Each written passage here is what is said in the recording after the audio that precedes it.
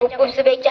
आदरणीय प्रमुख पाहुणे, माननीय प्राचार्य मॅडम व शिक्षक वृंद, उपस्थित पालक आणि माझ्या प्रिय मैत्रिणींनो, आपण सर्वांस माझा सप्रेम नमस्कार. आज आपण आपल्या देशाचा 80वा स्वातंत्र्य दिन मोठ्या अभिमानाने आणि उत्सवाने साजरा करत आहोत. 15 ऑगस्ट 1947 रोजी भारताने ब्रिटिशांच्या सुमारे 150 वर्ष गुलामगिरीतून मुक्त होऊन स्वातंत्र्य मिळवले.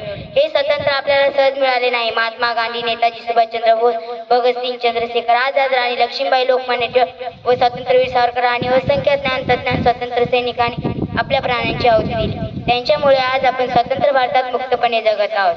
आज भारतात विज्ञान, तंत्रज्ञान, अवकाश संशोधन, डिजिटल सेवा, क्रीडा, शिक्षण आणि संरक्षण क्षेत्रात सातत्याने प्रगती करत आहे. विकसित भारताचे स्वप्न साकार करण्यासाठी प्रत्येक नागरिकाने आपले प्रामाणिकपणे कर्तव्य पार पाडणे आवश्यक आहे.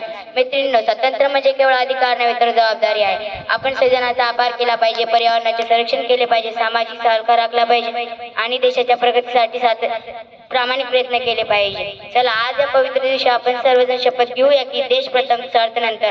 आपण चांगले विद्यार्थी, जबाबदारी नागरिक आणि देशाचे अभिमानी सुपुत्र सुपुत्री बनू. तिरंग्याचा मान राखू, देशाचा अभिमान वाढू, स्वतंत्र वीराच्या त्यागातून भारत उज्ज्वल घडू.